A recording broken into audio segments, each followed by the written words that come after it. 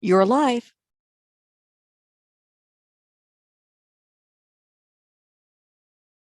Thank you.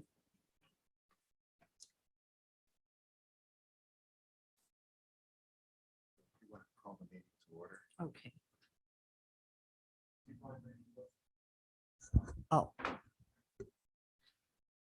I would like to call the meeting of the Building Advisory Board of Appeals to order. Today is Thursday, November 18th, 2021. And I'd like to also do the roll call. Julian Anderson, please say here. Here, present. Thank you. Brian Brose, Here. Randall Lucas, Here. Michael Kravitz. Here. Okay, and Anthony Floyd is here, and so is Michael Clack. Okay, thank you very much.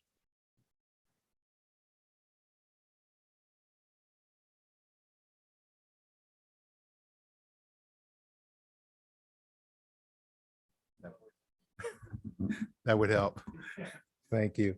As part of the agenda, Madam Chairman, we've got public comment. We don't have anybody here before us at this particular time regarding the public comment. So with your permission, we can go over to the administrative report. I don't have much as far as identifying supplemental information related to the October 21st Building Advisory Board of Appeals meeting and or other correspondence. I don't have anything new to bring you as far as that last meeting is concerned, but this is just a continuation of our review of the amendments for the 2021 family of the international codes.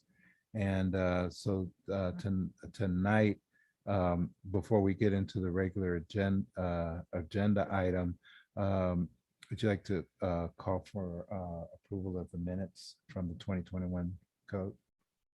Yes, certainly. Thank you, Michael. At this time, I would like to ask if anyone has any input regarding the October 21st, 2021 minutes.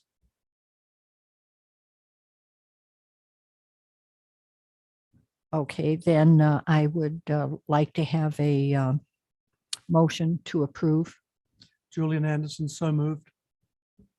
Thank you. Second. Randy Lucas.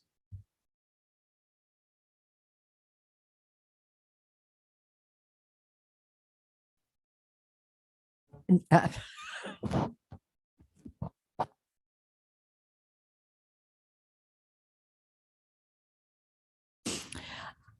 Okay, the minutes are approved, and we would like to go on with the regular agenda. Michael, please. Madam Chair, before we go to that, I have a question arising from the discussion about the International Plumbing Code, if I might. Yes, sir. Go ahead. I recall, Mr. Clack, that last time we discussed the matter, you suggested that we would eliminate some of the smaller size grease interceptors and go with a 100 gallon as the standard, and then obviously allow multiples of 100 gallons. Did I have that right? I believe so, yeah. My understanding is that the smaller grease interceptors that were previously allowed were significantly cheaper. And so I'm wondering whether this might, this proposed departure from the IPC might actually be harmful or make it more expensive to people who only need smaller grease interceptors. To answer that question, and I would have to go back in and do a little bit more research from our last meeting, but oh, let's see, the green light's on. Okay, I'll how about this? Okay. The grease interceptors, we work with our water resources department regarding the sizing of grease interceptors. And we don't want to get them too big here in Scottsdale because of the odors and everything. Smaller grease interceptors depending on how much grease they generate, would require more vacuuming out and cleaning and maintenance from time to time. So we would have to double check with our water resources if we wanted to go with something a little bit smaller than that, because they also go out and do the periodic inspections and maintenance and making sure that they are maintained. If they don't generate much grease, as far as an interceptor is concerned, you can also go with a grease trap, which is another way, for people that don't generate a lot of grease. That's another more economical way of dealing with that. So it just depends on what they're doing and how much grease that they are generating. But I'll be happy to look more into that and give you a more comprehensive answer at our next meeting. If you do that, I'd really appreciate it. Thank Okay. you very much, Madam All right. Chair. Is that for commercial or residential? That's for commercial. It would be for commercial operations only. Residential doesn't require grease interceptors. I didn't know. I Yeah. thought maybe there was something new that I missed. No, that's okay. All right, thank you.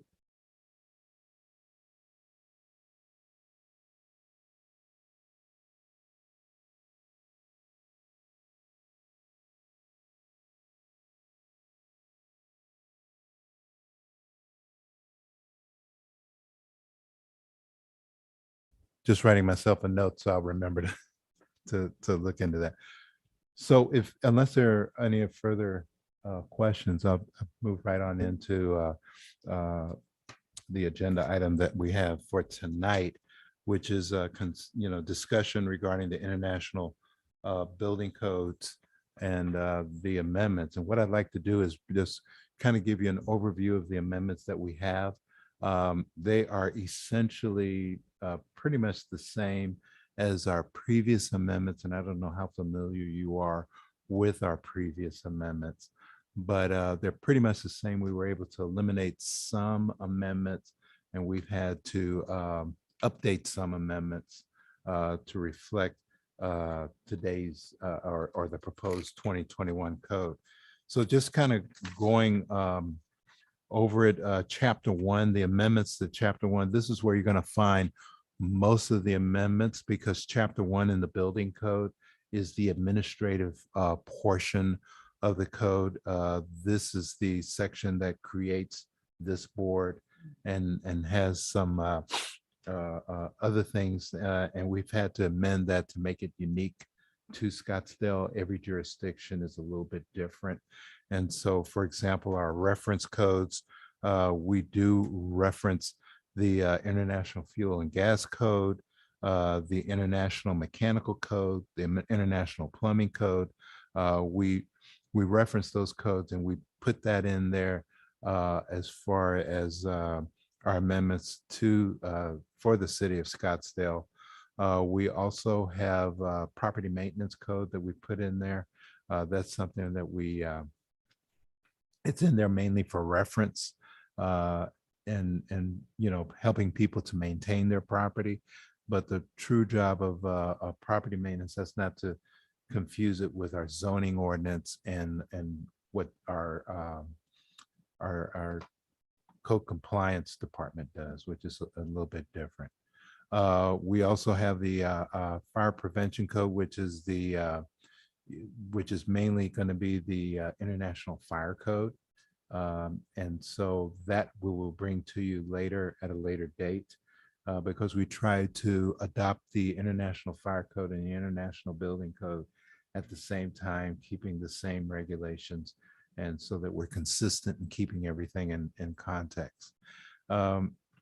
Provisions of the International Energy Conservation Code, that is something that we'll be bringing to you at a future date. This is something that we're having ongoing discussions with other parties on as we go through the adoption of these codes and making sure that there's some consensus with the industry, mainly the Home Builders Association. We've been having a lot of discussions back and forth on that, and hopefully trying to get to some sort of consensus. But if there is none, what we intend to do at a future meeting is bring them in and have them present their concerns before the board. I mean, that's the fair way to do it, and quite frankly, the right way to do it. We've been talking with them for the past couple of weeks. We've got it narrowed down to maybe 3 or 4 items that they still have some concern on that we don't have full agreement on. And it may be that, you know, we may have to agree to disagree. What I expressed to them is ultimately it's the city council that makes that decision when it's the adoption of the code. But what this board does, they make a recommendation to the city council. And so as part of that recommendation, we only think it's with your ability to make a recommendation that you hear what he has to say. And we'll have a hearing, you know, a meeting on that so he can express his concerns and you all can weigh in and you know, make your recommendations accordingly.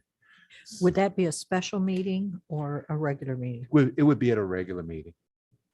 We're looking at making it either at the December meeting next month, or it would be the January meeting, one of the two. So go. Right, and what one of the other things, because it has to do with energy conservation, we will be bringing in a representative from SRP to give their viewpoint on things. So you'll get all sides of the issue for consideration. We want to be fair about this and as we move forward. So. Right, is mainly APS, and we'll try to get somebody from APS here. We just have someone with SRP that we deal with regularly, and I wouldn't imagine the regulations are that much different, or as far as electricity and conservation is concerned. But yes, we would bring in somebody from APS if they're available. Yes. Michael Kravitz, I have a quick question. You reference the International Fire Code. Yes. Does Scottsdale recognize, or will they be referencing the NFPA fire codes? We have not to date adopted the NFPA codes. I do know that we reference the codes as far as sprinkler systems are concerned and things of that nature. But like, for example, NFPA 101, I'm guessing that's what you're making reference to. We don't adopt that, but we have used it from time to time as reference. The last time I used the NFPA 101 was many years ago for a multi-use football stadium in San Antonio. Was the last time that I used it, and haven't had an opportunity to use it since then, or even here. Yeah, I asked because down in Santa Cruz County, we're using NFPA 101, NFPA 1, and the IFC. So, Yeah. And there's conflicts between each one, which makes it a little more difficult. Right. Yeah. And we used NFPA 101 because it was a multi-use facility, very large. And quite frankly, the building code at that time did not contemplate buildings of that size. So that's where we had to go. Thank you. With that. So the other codes that we're referencing are existing building codes, the electrical code, green building, international green construction code. We also make a reference to bleachers and things and folding and telescopic seating, grandstands. We don't use it very often, but when we had an issue once with grandstands and bleachers, so we got that code, and we use it just enough to where it still seems to have some relevancy. And then swimming pools, we're proposing the adoption of Appendix G of the International Residential Code, which we'll talk about later, but it's part of the amendments here, and we're keeping that provision of the code, and it mainly deals with making sure we have the proper pool barriers. That's what we're mainly interested in, is pool barriers and pool safety. and keeping that in our codes. Moving on to the next section that deals with applicability. We talk about additions, alterations, or repairs. Basically, what we're saying is that alterations, additions, or repairs to any structure shall conform with the requirements for a new structure without requiring the existing structure to comply with all the requirements of this code unless otherwise stated. And this is something that's very important. Additions, alterations, or repairs shall not cause an existing structure to become unsafe or adversely affect the performance of the building. In other words, if we're going to do an addition, that addition has to comply with today's code, even though we're making an addition to a building that was built several, maybe let's say under the 85 code. But that portion that we're doing has to comply with today's code. And also we have to make sure that it's not causing the existing building to fall out of code compliance, basically is what that's talking about. Yes, sir. Julian Anderson, may I ask a question about that? Sure. My question is, in regard to the word repairs of any structure, is there some limit on that? How do you mean limit? So some limit in terms of either size, in terms of area, or dollar value, because I can imagine that there could be some very simple repairs to a structure. For example, a connector that's come loose. Mhm. Merely undertaking that repair wouldn't trigger then the need to bring that whole piece of structure up to Right. code. Yeah, I think what the code is contemplating, or what I feel like the code is contemplating, is a major repair item. Damage by storm, fire, let's say something has deteriorated over time and you need to rebuild your patio cover or whatever, those types of things. Minor repairs that might be more considered maintenance, or it'd probably be quicker for you to go and fix it and it's done and it meets the code. And it's faster to do that than it would for you to apply for a permit, and you're maintaining safety. We're not too worried about those types of things. You still have to do it to code, but usually those are minor enough you just fix it and you're done. Yes, that would be my understanding. That makes Yeah. complete sense. But in reading this, and this is only one little section, Right. I'm just wondering how somebody doesn't get tripped up with accidentally breaching the city of Scottsdale's code. That's tough. That I understand where you're coming from, because some people will read that and they'll think, okay, I'm okay to do this, but maybe they're really not. And then sometimes for example, I was asked just this past week, there was some damage to a railing in the downtown area.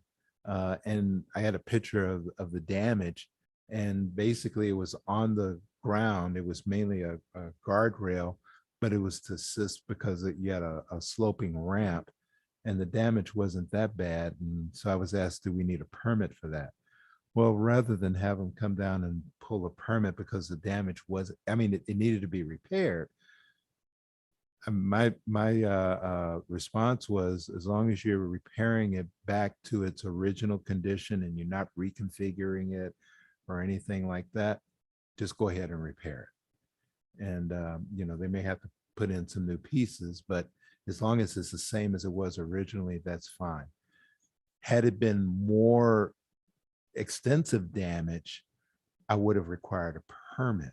Or if it was on the edge of let's say a 3 or 4 foot drop, I would probably cause that to be a permit. But my philosophy is I don't want to be too onerous for people that are trying to do the right thing, and I want them to come in and get permits for the really big stuff.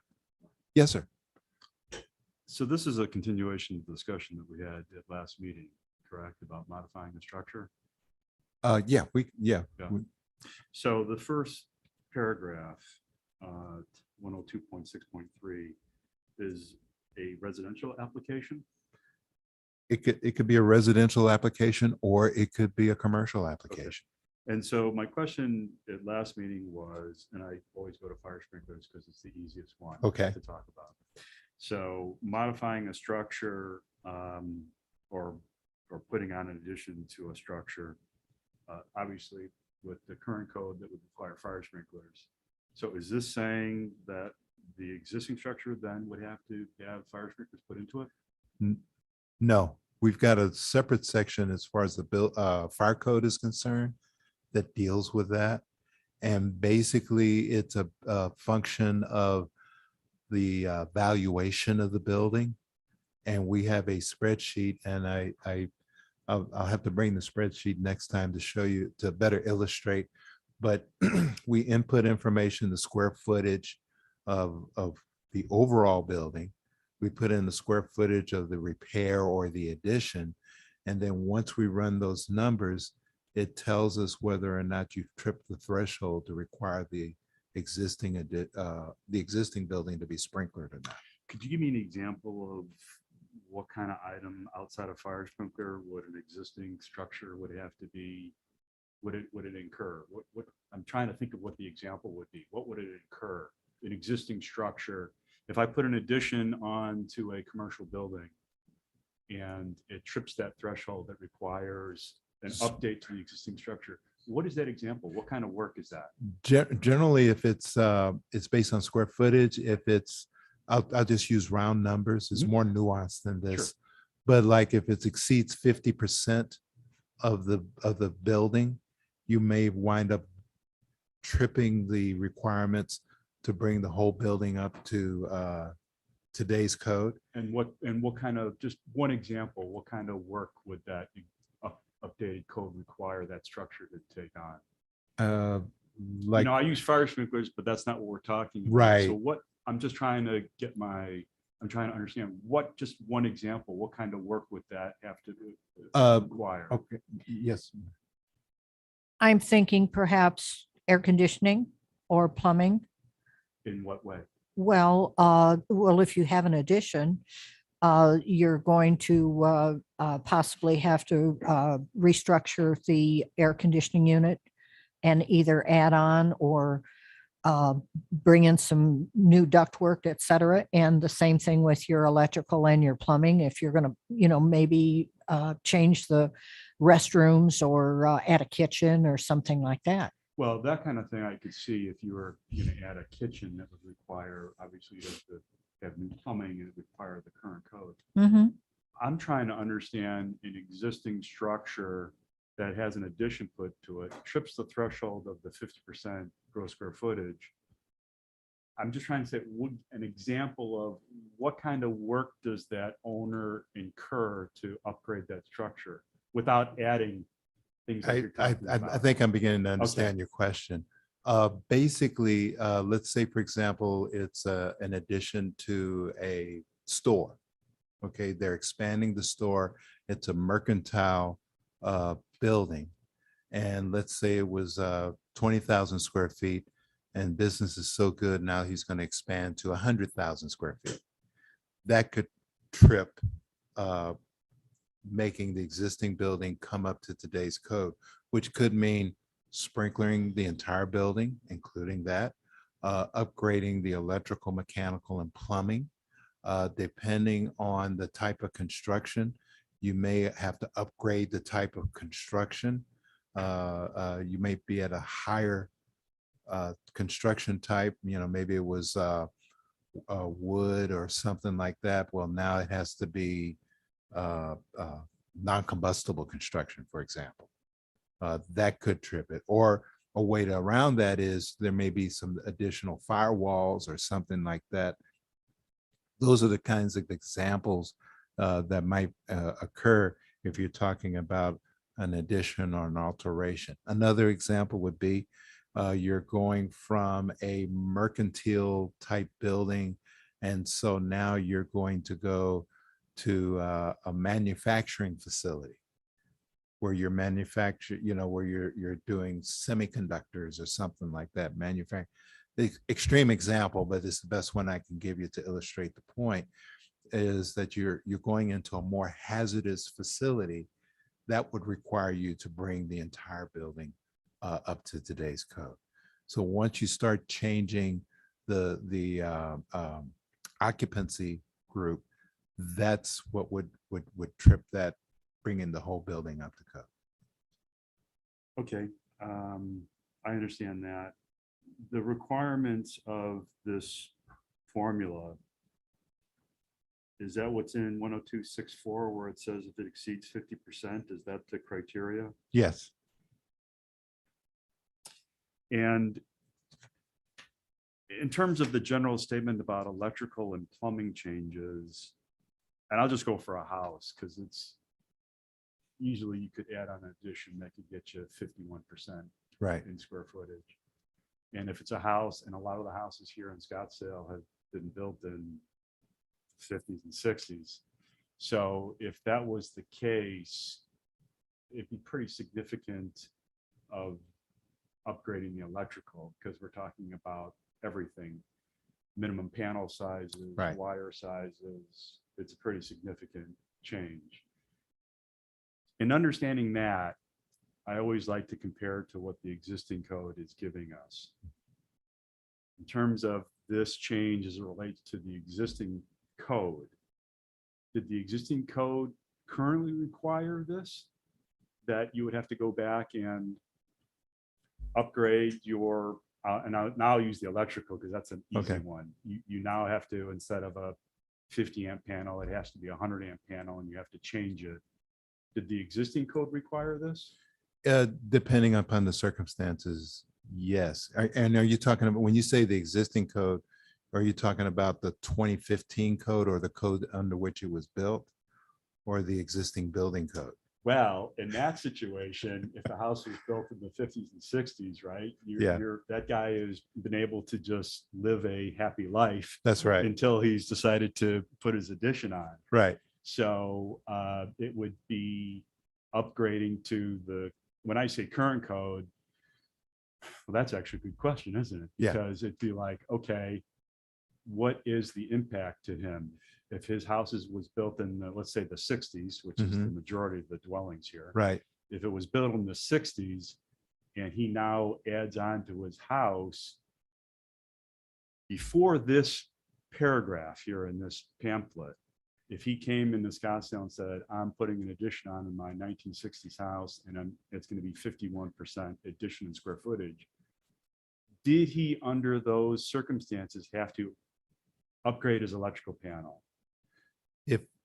If he's increasing his electrical load, yes. Well, That's separate that's- to what you need for the addition. I'm trying to understand, going back into the existing dwelling. Are we, as Julian has said, are we making costs, an element here as part of this that wasn't an element before? Or all are we doing is just clarifying some wording here in a paragraph? We're trying to do a little bit of both. We're trying to clarify the wording, because I understand what you're getting at. We don't want to make it so onerous that people can't make additions to their homes.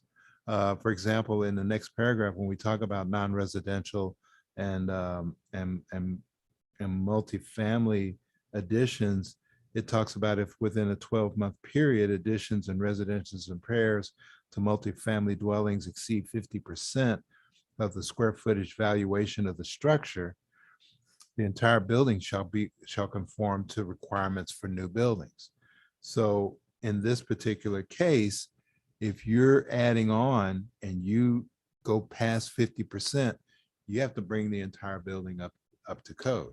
Now we'll get into more of the actual, are you making it more hazardous or less hazardous? Is it okay the way it is? Or do you have to get rid of all the asbestos in the building? That's another good one. Yeah. So yeah, that's a great example. Yeah. I guess for me, what I'm really trying to understand is, what am I agreeing to? if somebody came to me and said, hey, do you realize that, what you agreed to now is going to cost me X? And my response would be, it's been like that all the way. I didn't change anything. Yeah. That's where I am. Right. Am I part of something that's going to cause somebody to incur a lot of money?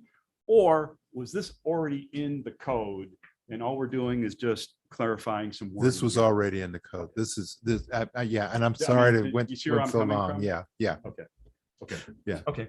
So Thank you. to be clear, when you say it's already in the code, 102.6.4, where you talk about 50% of the area valuation over a 12-month period, if we refer back to the 2018 IBC existing for a level 3 alteration, where the work area is in excess of 50% of the area of the floor or the building, it's within a 24-month period. So yeah, right. So my point is that if we're adopting the IBC existing code, and yet you're putting in this paragraph to modify that, isn't that a bit heavy-handed, where we're now, instead of using just the area of the floor or the addition, we're now using the valuation, which could be somewhat subjective, although I guess you're basing it on some valuation chart they have.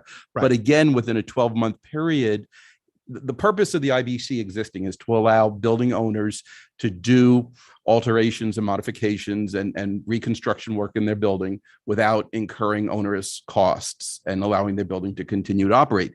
This is taking that paragraph, I believe, and I could be wrong because I'll be humble, and double it by saying instead of within a 24-month period, it's now a 12-month period. And rather than the area of the building, which originally the IBC had used aggregate area, but they changed that in the last version, I think.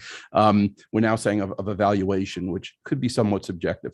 My only concern would be, I'd find it difficult to support this paragraph because it is so much more restrictive than the IBC itself. You're talking about the existing building code. Correct. Yeah.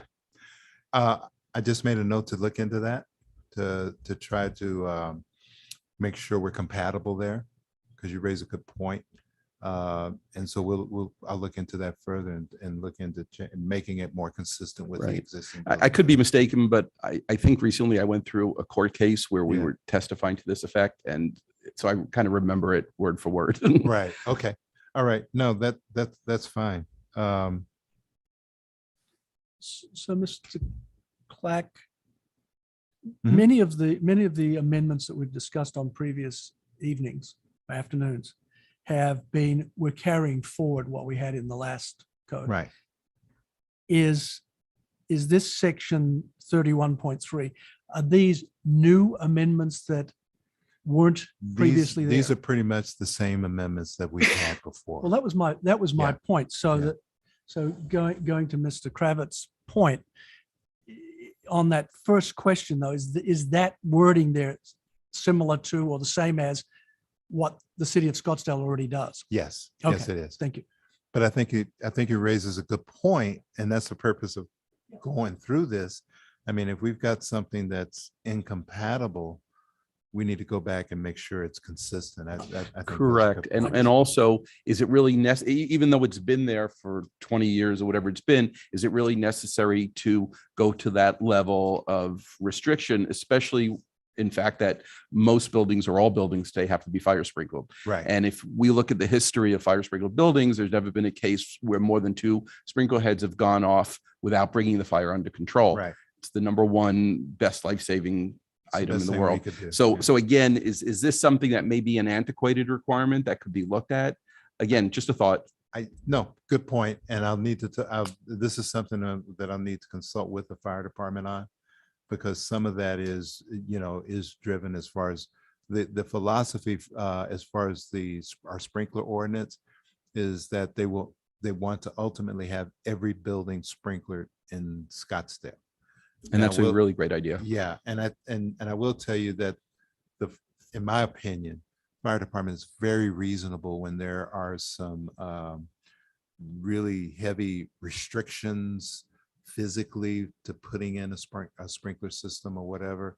They do look at that as well when people talk about it. But sometimes, unfortunately, we have to make them do it. Yes, it is a cost impact. And we've gone through those types of things, but I will tell you this, we look at other alternatives.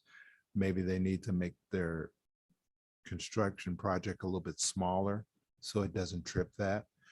Maybe they need to, there's other things and alternatives that we do look at to try to help. Right. And I'd also like to commend you on your previous story whereby you allowed a repair to be done without a permit, because the IBC does allow the permits to be repairs to be done without a permit Right. with the approval of the building official. But too many times we see building officials say, no, I want a permit for everything. So Yeah. we commend you.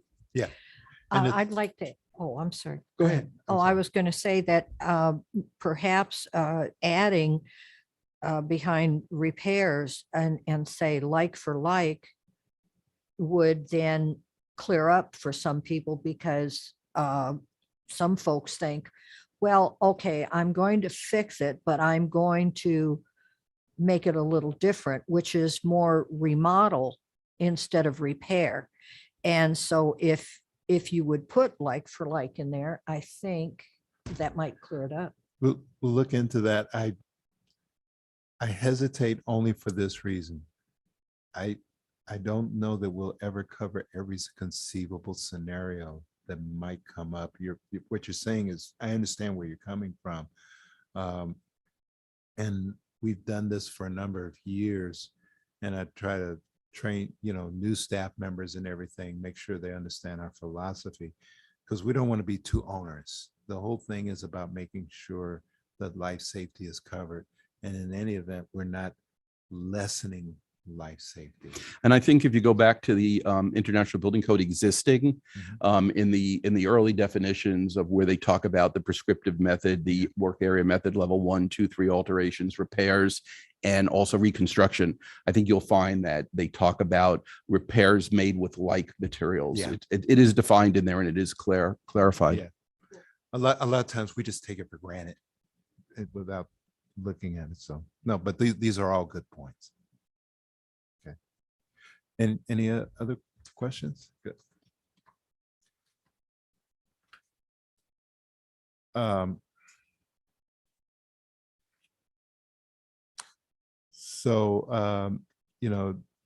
As far as duties and powers of the building official, we added a section in there regarding conflicts between 104.8 and 104.8.1.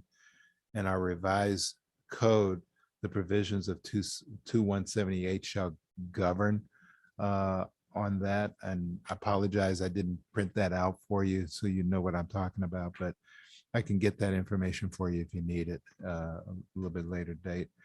Flood hazard, this is a big one. And this is coming from FEMA. We have a lot of special flood hazard areas in Scottsdale, believe it or not, and AO flooding and things of that nature. And so when we adopted the stormwater and stormwater ordinance several years ago, we found that we had to put this provision in here in the building code, where the building official shall not grant modifications to any provision required in flood hazard areas as established by 1612.3 unless the building official determines that the modification meets the conditions for granting a variance under the Scottsdale Revised Code, Chapter 37, stormwater. Just to give you a little hint about that, and I went through this many years ago when we were establishing the stormwater ordinance. There is a provision in the stormwater ordinance for modifications or variances. However, FEMA always feels like you can comply with the code. And I pressed our FEMA representatives at the time. I said, can you give me an example of what an acceptable variance is? They had none. And out of my frustration, I said, well, why do you put in there that there's a variance if you can never get one? And they didn't get a good answer other than there are no variances. So we had to put that in there. Yeah, we can do variances and modifications as far as the rest of the building code is concerned, but not when it comes to special flood hazard areas. So, It's interesting in that respect also, and I apologize for being verbose, but in certain jurisdictions, we've also seen into their zoning ordinances, they'll insert a provision that says when the alteration of a building exceeds a certain percentage of the valuation, the Yeah. dollar cost of the building, they'll require that flood mitigation be implemented into the building. So Right. I've seen it all different ways, but Yeah. it's something that as time goes on, you're not going to get around anymore. we have a similar provision in the stormwater ordinance where we have substantial repairs and substantial damage. And if the building was not at the proper elevation because years ago, it was before the floodplain was established or it was built out in the county. If you trip that, and we have a kind of an elaborate system of determining that, then the entire structure has to be raised to the proper elevation, which for a lot of houses is next to impossible. And then when you get into commercial buildings, it gets even worse. It's But worse. I saw a really nice presentation at our office by FEMA representatives where they were showing us how to retrofit buildings with flood resistant storefront glazing. Yeah. Great looking system. It's really cool. I mean, in the building, you see the water coming up this high. The problem is that they don't tell you what it costs. No. And then when they do that, it's like, well, you might as well build a new building. Yeah, we've it's a lot easier to do it on commercial than it is residential. Yeah, I've seen some of those same videos and presentations. So yeah, it's interesting. Yes, sir. Just real quick, are we going through every section? 23 pages? No, I just want to hit some of the highlights. I'm gonna gloss over them, and if you have any, if you read this at your leisure and you have any further questions, you can either bring it back at our next meeting or you can email me and I'll look into it and get your response. So yeah, no, I won't do that to you. That's one of the ones I wanted to talk about. Yeah. Yes. No, no, no, it's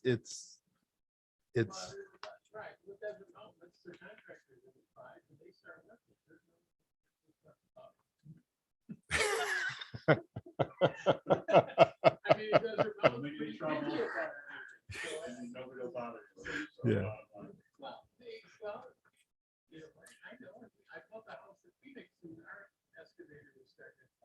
Yeah. Yeah, I don't think you have your mic on.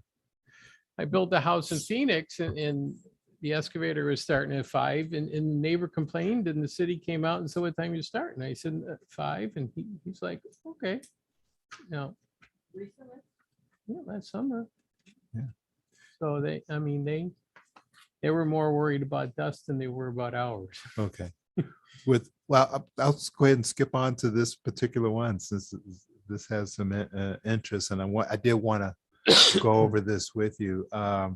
Some years ago, we council had us to revise our ordinance regarding construction activity, and basically the way the ordinance was written back then, that you could not start any sooner than 1 hour before sunrise. So that meant in order to determine if anybody was in violation, you had to look at when was official sunrise. And as you know, it changes as the year goes along. And so, we had quite a few complaints about construction activity. So this is where we fell as far as construction activities. And currently from November 1st through March 31st, you can't start any work before 7 a.m. or continue after 5. During the summer, you can't start before 6 or continue after 7. Now, we do have the ability to grant variances, particularly in the summertime, because as you all know, heat and trying to pour concrete in 110-degree weather is not a good thing for concrete. And so a lot of times they have to pour it in the cooler, if you consider 90 degrees is cool for Scottsdale in Arizona. I'm sorry, that's on page 12 of 23. Yeah, truthfully, 6 a.m. for early June or September. Sorry. For 6 a.m., early June and end of September is fine, but you're going to talk about July and August when you got contractors up there in 116 heat and they're trying to get the heck out of there. Right. And even I put up steel and those contractors were showing up, they were at the gate at 4:30 in the morning because they normally start at 4 because you can't touch it after Right. 11 o'clock in the morning. Yeah. Yes, sir.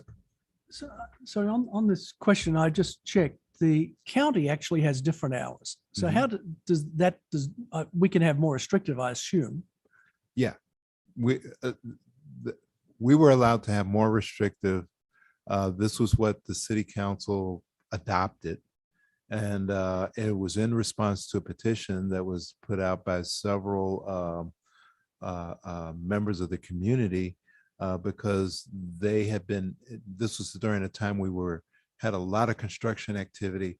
And the biggest complaint for them was backup beepers. They were constantly hearing them, and contractors were just starting work 3 o'clock in the morning, 4 o'clock in the morning. They were waking them up. Some of them thought that, okay, it's the weekend. We're going to have a nice meal out on the patio on Sunday afternoon or whatever. And then there's the backup beepers and they couldn't enjoy their meal.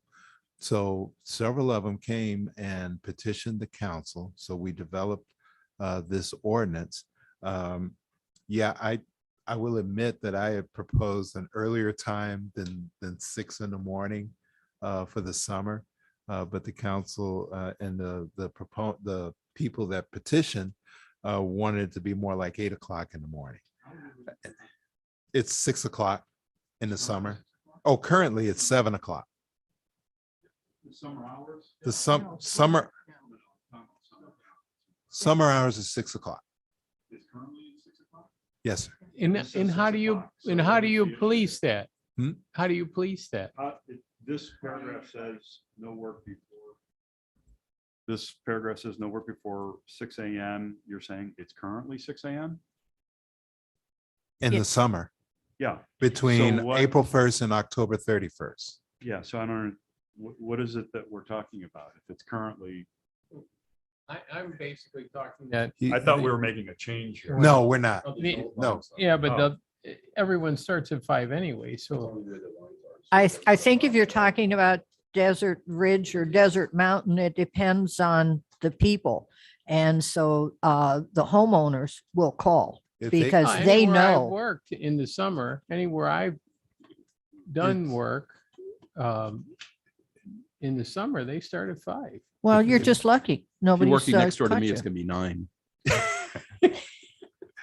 If I may use this analogy, not every police officer catches the speeders on the 101 Yeah. when they're doing 80 miles an hour or driving recklessly. But if they happen to be there and catch them, they catch them and you get a ticket. If you wanted this change, We would have to go through the city council to change that. Yes, yeah, and I would not recommend that.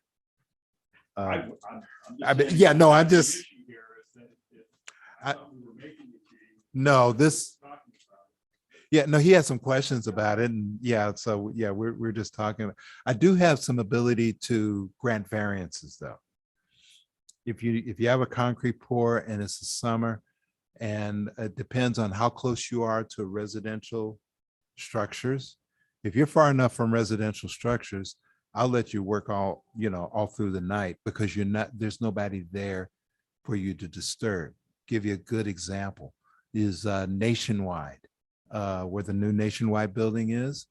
They were far enough away from residential structures, and it's in the ordinance where they weren't going to disturb anybody.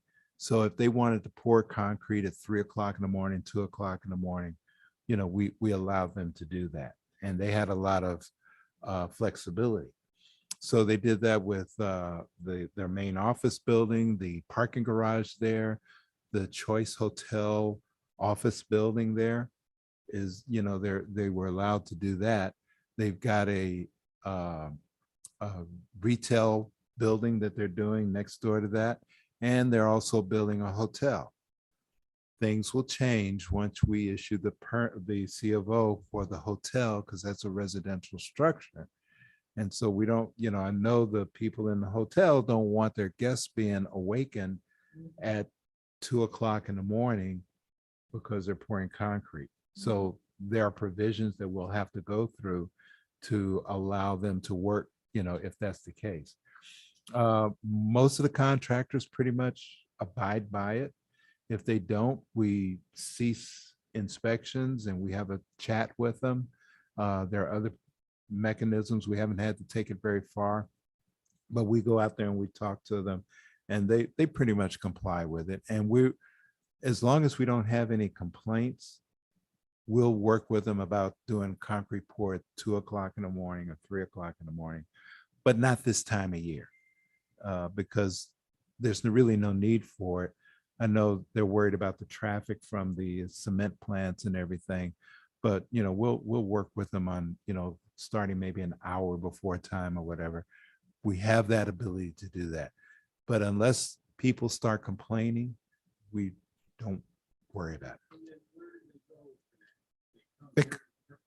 Yeah, it's an email to me and the inspection supervisor. And we'll take a look at it, and we just ask that they make that request maybe 3 or 4 days in advance. We also have them make sure that they notify the immediate neighborhood of what they're going to do. The biggest thing is communication with the folks in the neighborhood, because if they know that the end is in sight, they can deal with it a lot better. So the paragraph before that, if I may, unless there are any other questions on that particular section, 117, section 113 is a section in the administrative portion of the code that establishes the Building Advisory Board of Appeals and what their qualifications are to do that.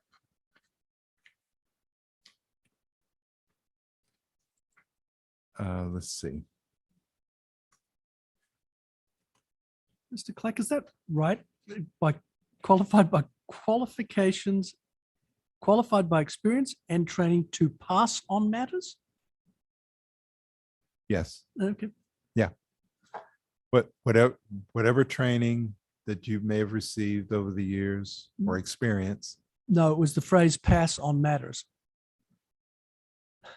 Oh, if 'Cause you I- need to make a ruling is what that's referring to. Oh, I see what you mean. I see where you're getting at.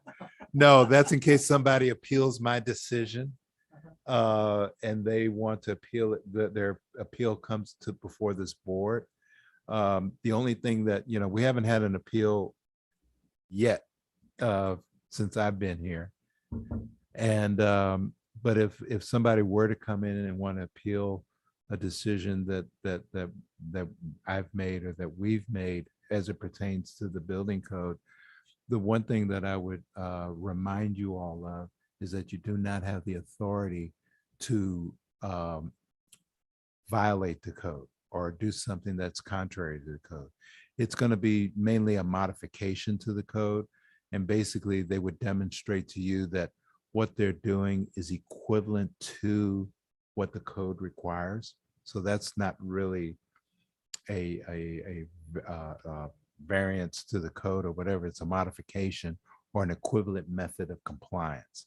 And so that's what we would ask that people would do that. And I tell people if they talk about doing that, I tell them that I will tell the board that they don't have the authority to change any of the code requirements in that particular setting. And then I believe I'm correct in saying that it's only to recommend. I don't believe this. No, board had- you can rule on that. And if let's say, for example, I say that they can't use water balloons in lieu of a sprinkler system. And you agree with me. Well, if he doesn't like that, his next step is to appeal to the city council. And so he would make his case to the city council. If he prevails there, then he gets to use the water balloons in lieu of a sprinkler system. Or if the council agrees with us, then his next step is to the courts. But the courts are going to make sure that he's gone through all of his administrative relief possible that's available to him. So that's where that is. But on the other hand, as the building official, if you were being heavy-handed and were requiring in excess of what the code requires, then we could always say, no, the That's person right. has to follow the code. That's right. Yeah, that's right. If you feel I'm just dead wrong and that I'm being overly overbearing or what, like you said, then yeah, that's. Do we get to sanction you? I prefer not to get to that point. It was a joke. I know.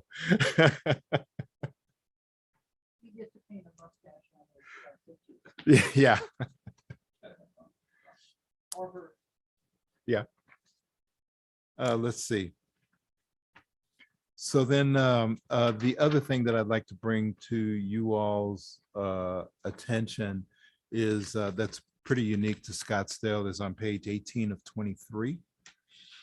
That it's the section 31-23, the interior environment amendments. And that is, this is something that is unique to Scottsdale, and I would dare say Arizona, and it makes good sense. The building code has always had a requirement that you be able to heat a room or a structure. And so it gives you that criteria. However, it was always silent as to whether or not to provide cooling or air conditioning. With the excessive heat that we have here and the health considerations of that, that's something that we added to the code. And to me, that is something that is unique to Scottsdale because the temperatures are pretty extreme here. When it gets up to 115 in the summertime, it's not very comfortable in the house.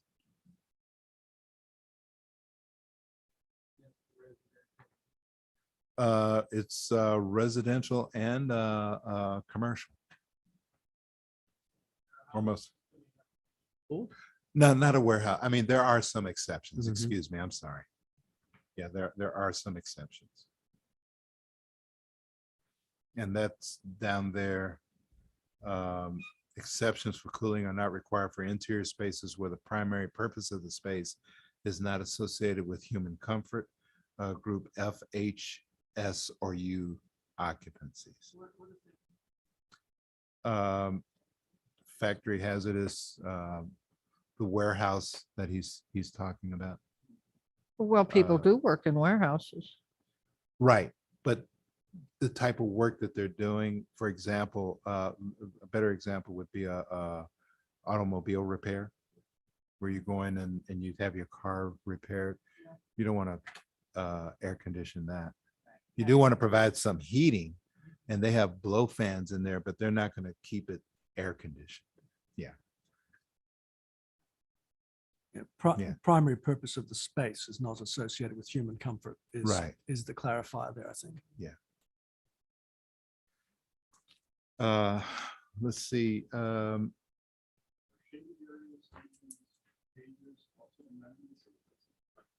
Shaded areas where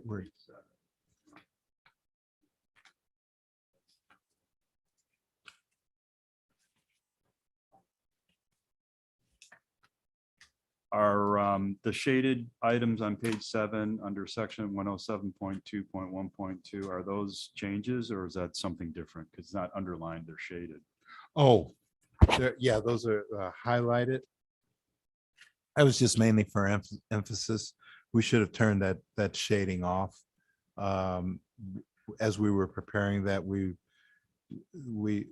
of the things that we see that helps us as far as our plan review is concerned is if they show us an egress plan showing the common traffic travel from the most remote part of the rooms, proposed exit pass, travel dimensions, and travel access. That's a point of emphasis for us. it's not a change, it's something that we've been doing. Should that really be entitled a life safety plan, which by nature would include occupancy counts to determine whether access and exits are of It- adequate Yeah, size? I mean, those are things that we do require, Right. but yeah, I mean, you could term it that, but we get those anyway, when, especially on large projects, people give us that information. Accessible routes is another one Mhm. that's important.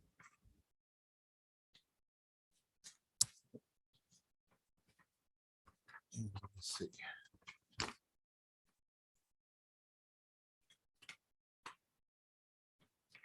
think there was just. Oh, yeah.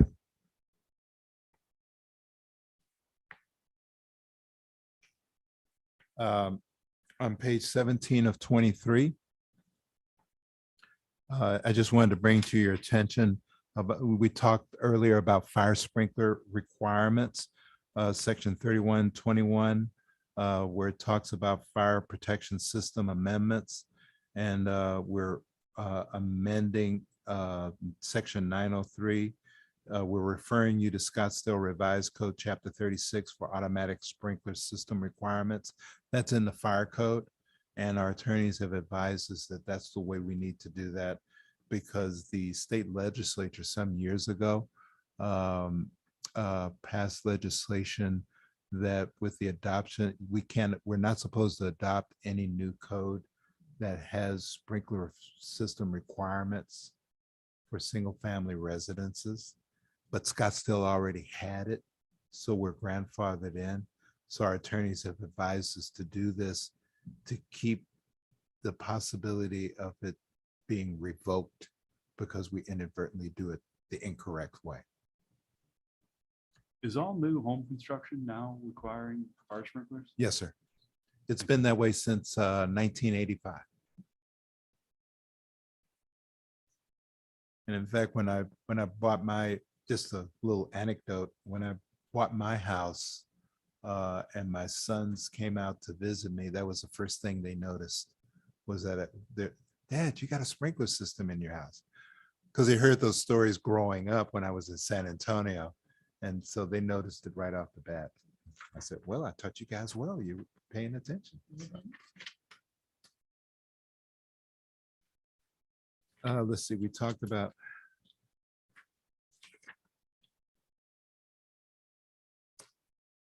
I think those are the main things that I wanted to discuss with you all tonight as far as the amendments to the code are concerned. There any other questions or concerns you may have as far as the amendments or the code itself?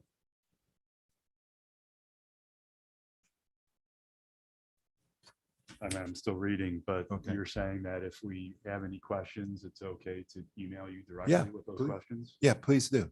Okay. Yeah, please do. I'll take a look at it, research it, and get back to you, and even bring it back at our next meeting with the board. This was for discussion only. There's no action required. We've got at least 2 more meetings that we want to do. One has to do with the International Residential Code and the energy code and the Green Construction Code. Those will be some items that we talk about at our next meeting. It will either be in December or January. And then the meeting after that will be on the fire code. And then hopefully in February, we'll bring everything to you for action item, for recommendation to the city council. And once we have your recommendation, then we'll get it prepared for council adoption.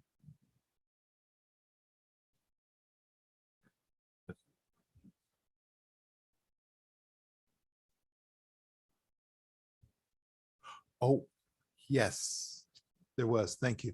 Marcy, may I borrow your copy on the very last page?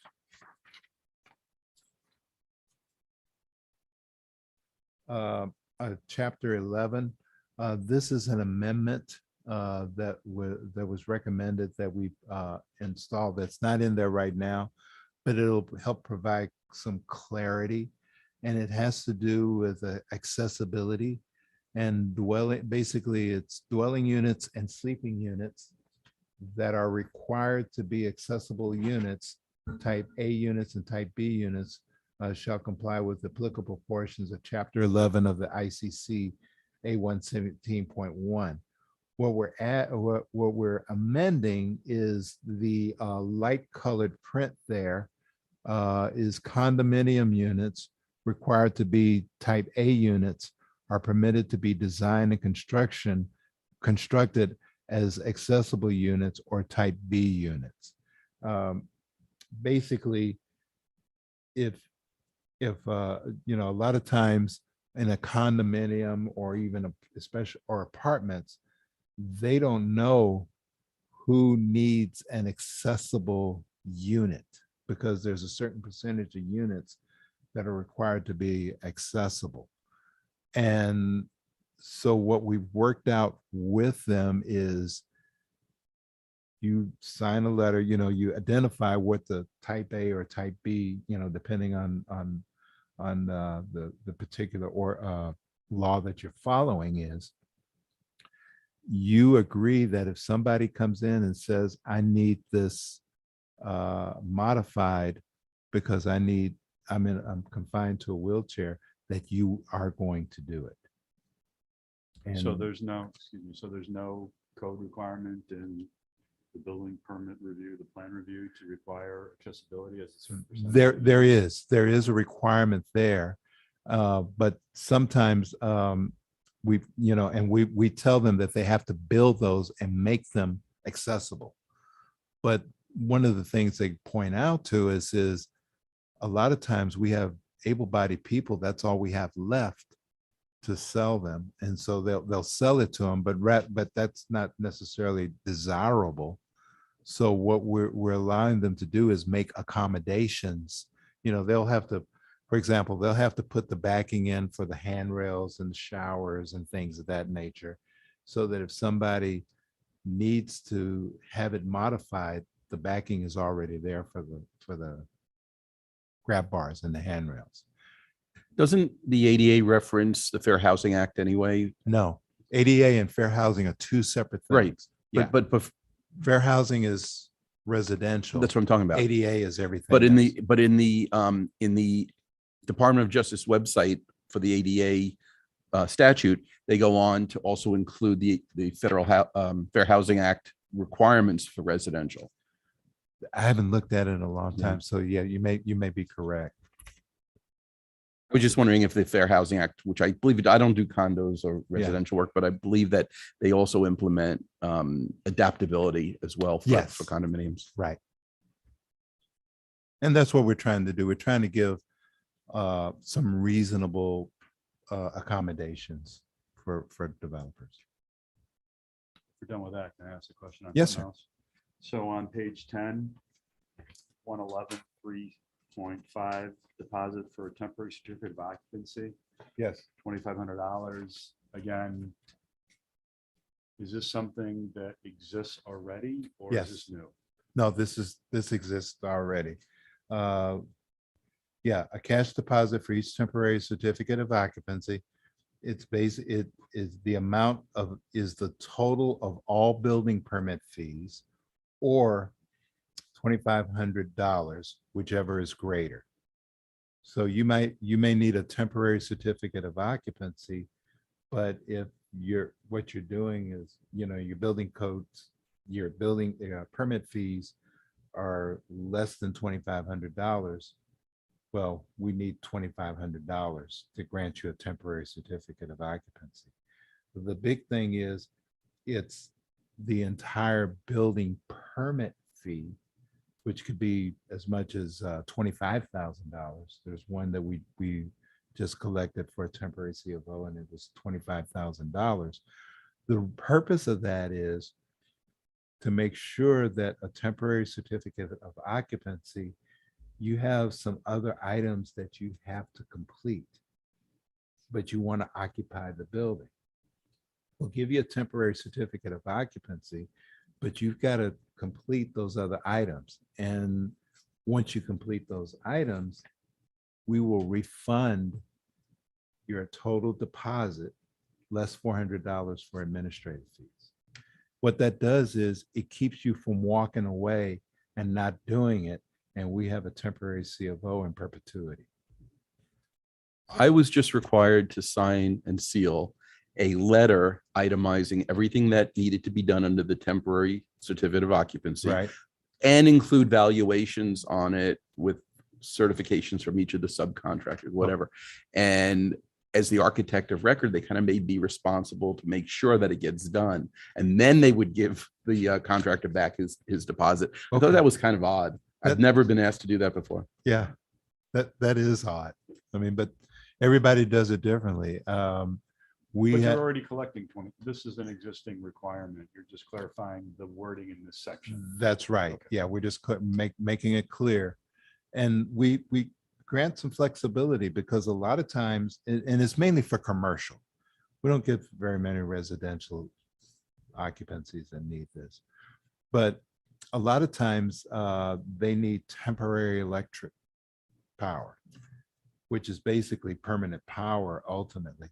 Well, we make them give that same deposit for the temporary electric so that they can continue on with their construction. Well, if they ultimately need a temporary certificate of occupancy, we just roll that deposit over. They don't have to give us an additional, in this example, $25,000. And it's a real incentive to make sure they finish up what they say they're going to do. We make sure that all the life safety systems are in place, your sprinklers, your fire alarm systems and all of that. Those have to be in place, tested and working in order to allow the temporary certificate of occupancy.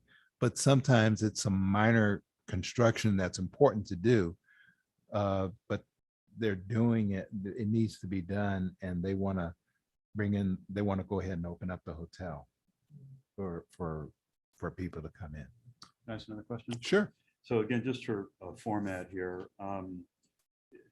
So items that have been changed, there could be changes here that are not underlined or shaded, correct? Like on page 11, for an example, there's a bunch of wording here and nothing is underlined and nothing is shaded, but it comes from 112.2.1. It says about amended by adding the following. Oh, yeah. So you just can't flip through these pages and look for underline. You basically, anything that's here is probably been amended. You need Yes. to read everything. These are all amendments to the code. Yes. But you raise a good point. I mean, we probably should have kept the same format all the way throughout. Okay, thanks.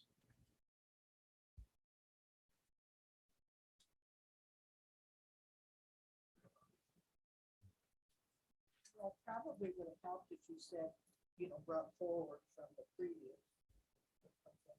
Yeah.